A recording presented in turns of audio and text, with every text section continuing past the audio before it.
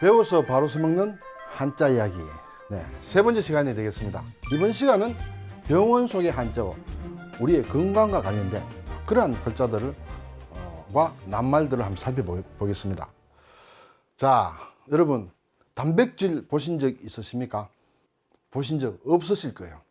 단백질이라는 말보다 더 많이 하는 건강과 관련된 얘기는 없을 것이다. 그렇지만 눈으로 한 번도 본 적이 없을 것이다. 저는 단백질 매일 보고 있습니다. 여러분께 단백질을 보여드리겠습니다. 네, 이것이 단백질입니다. 이것이 어떻게 단백질이야? 단백질이라고 써 있지 않습니까? 한자로. 이게 한자어야? 네. 단자, 백자, 질자, 희다는 뜻이겠죠. 흰백자. 질은 물질이라는 뜻입니다. 흰물질이다. 무엇의 흰물질이냐? 단의 흰물질이다. 단이 뭐냐? 계란을 얘기합니다. 알란자입니다. 계란. 그렇죠? 그래서 알의 흰자질을 단백질이라고 합니다. 단백질이라는 말을 그렇게 많이 하면서도 내 가까이에 있는 것을 몰랐으리라 생각이 됩니다. 자, 이제부터는 이 글자가 어렵지만은 이 글자는 몰라도 되겠습니다. 단백질의 단은 계란 난자와 같은 것이더라. 그래서 알을 얘기한다. 그것만 알면 되겠습니다.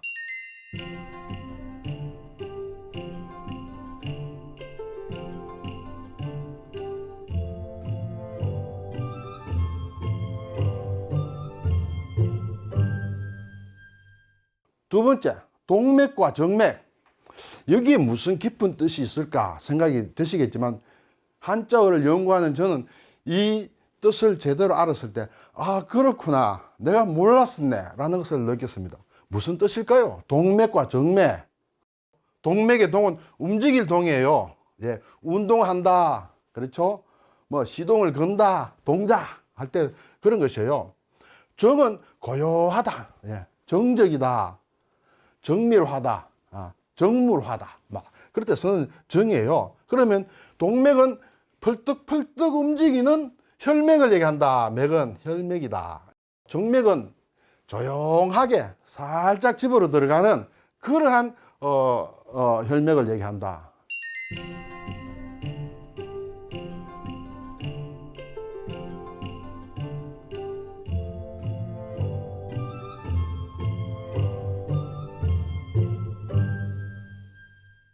치매, 치매. 이것은 무슨 뜻일까? 치는 어리석을 치다, 이렇게 되겠습니다. 매는 어리석을 매다. 네, 어리석다. 치매 현상이라면 뭔가 어리석은 듯한 그런 느낌이 듭니다. 왜냐하면 금방 잊어버리고 다시 같은 말을 한다든지 이런 상황이 많이 있죠. 자, 한자에서는 이러한 글자가 가끔 보입니다. 이것은 병들어 기댈 역이다. 병들어 기댄다는 것은 병자가 병상 위에 누워 있다는 그런 얘기가 되겠습니다. 그래서 병상에 누워 있는 모양이다. 병과 관련된 글자는 거의 대부분 이 글자가 들어간다. 이 글자가 들어가면 다 병과 관련이 된다. 그렇게 생각을 하시면 됩니다. 여기에는 글자가 복잡합니다만 우리가 많이 쓰는 글자에 의심할 의다, 의심, 의문 할 때 쓰는 것이에요. 자, 의심과 관련, 항상 의심이 드는 병이다. 매도 어리석다. 이것은 아이가 강보에 쌓인 모양이다. 어린아이다. 어린아이는 제대로 사리 판단을 할 수 없는 상황이다. 그래서 이 두 자를 합쳐서 우리가 치매라는 현상을 병명으로 삼고 있다.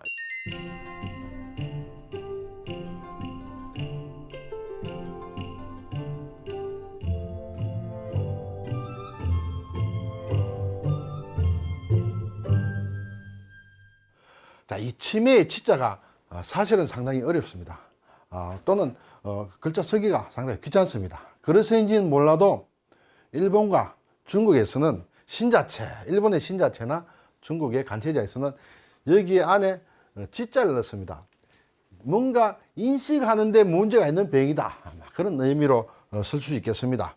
이 낱말이 주는 어감이 그렇게 바람직하지 못하다는 그런 사유로 우리나라에서도 사실은 좀 바꿔야 되는 낱말이 아닌가, 그런 움직임이 있는 것 같습니다.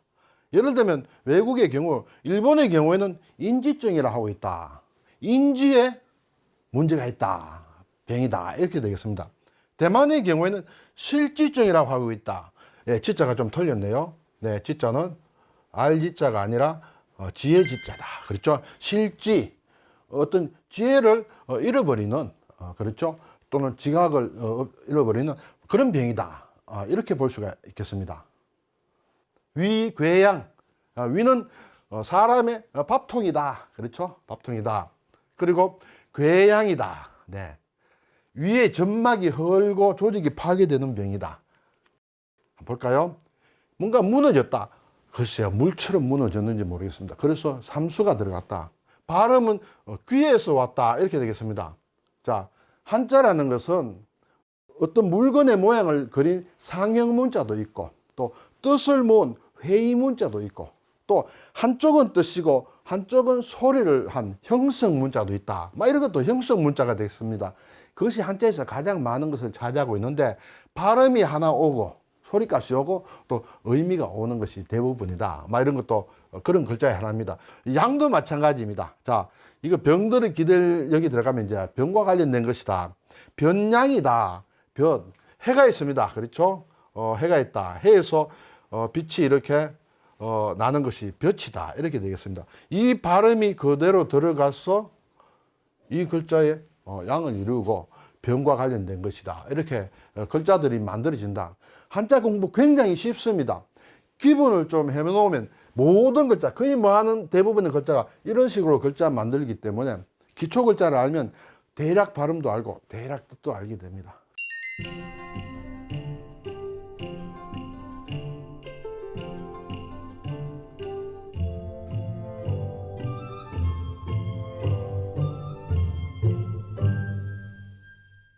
뇌경색. 뇌는 글자는 복잡합니다만 우리의 뇌를 얘기합니다. 자, 경색이다. 막혔다는 것이에요. 뇌에 뭐가 막히면 뭐가 막히느냐? 뇌를 통하는 혈관이 막혔다. 이렇게 되겠죠. 그래서 막혔다라는 경색이라는 낱말을 알면 대략 병이 무슨 병인가 대략 추측할 수 있다. 뇌에 혈액을 보내는 동맥이 막혀 혈액이 흐르지 못하거나 방해를 받아 그 앞쪽의 뇌조직에 괴사하는 병이다. 일부분이 이렇게 말하자면 기능을 하지 못하고 죽는, 썩는 그런 것을 괴사라고 한다.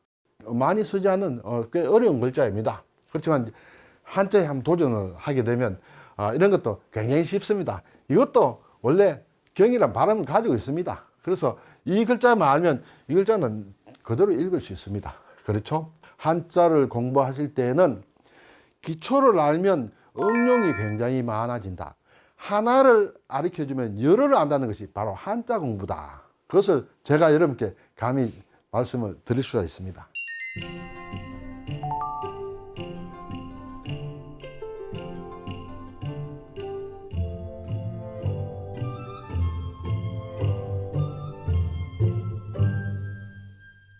자, 부작용을, 이것은 이제 오늘의 마지막 낱말이 되겠습니다. 부작용을 한자로 어떻게 쓸까요? 제가 한자로 어떻게 쓸까요? 라고 말을 하면 한자를 모르면 뜻을 모르는 낱말이다는 것을 간접적으로 얘기하는 것이다.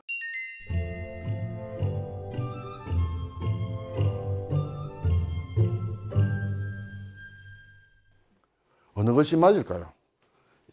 이러한 것은 사전에 나오지 않습니다. 낱말도 아닙니다. 이것은. 예. 이것이 낱말입니다. 부작용. 이 부자는 버금부다. 두 번째다. 이렇게 되겠습니다.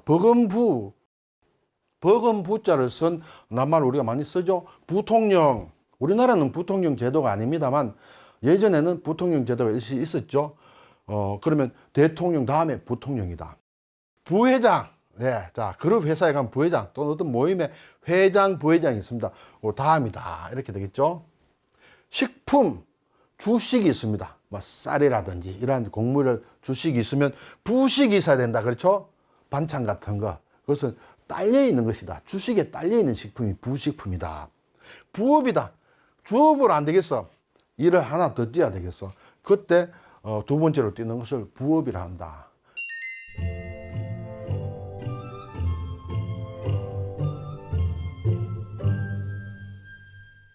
어떤 작용이 있는데, 주작용이 있는데 딸려있는 또 다른 작용이다. 이렇게 되겠습니다. 자, 어떤 일에 부수적으로 일어나는 그 중에서도 특히 바람직하지 못한 작용, 그것을 부작용이라 한다. 그래서 부작용을 나눈다. 이렇게 되겠죠.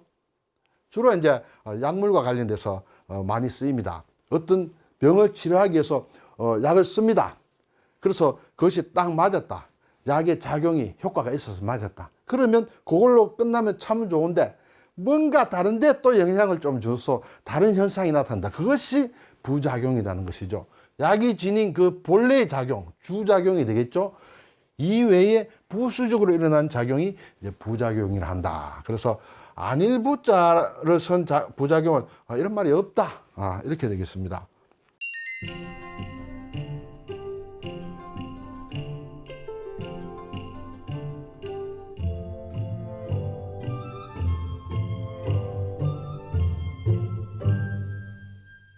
네, 이상으로 세 번째 우리가 병원, 건강과 관련한 한자들을 살펴보았습니다. 좀 재미가 있었는지 모르겠습니다. 분명히 여러분이 알고 있던 것과 제가 들은 것이 100% 일치하지는 않는다고 저는 생각이 듭니다. 자, 이 갭을 같이 한번 메고 갔으면 좋겠습니다. 감사합니다.